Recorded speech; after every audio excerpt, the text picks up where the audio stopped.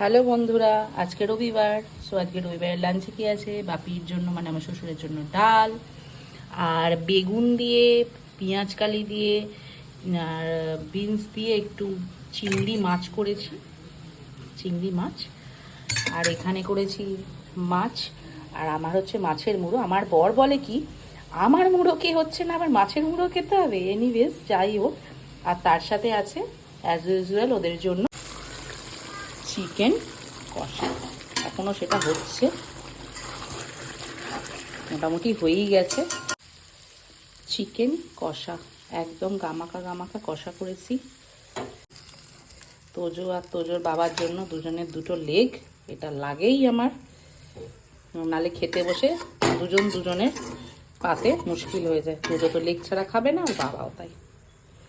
সবার বাড়িতে কি হয়েছে প্লিজ কমেন্ট করে জানিও। Sunday lunch, tata.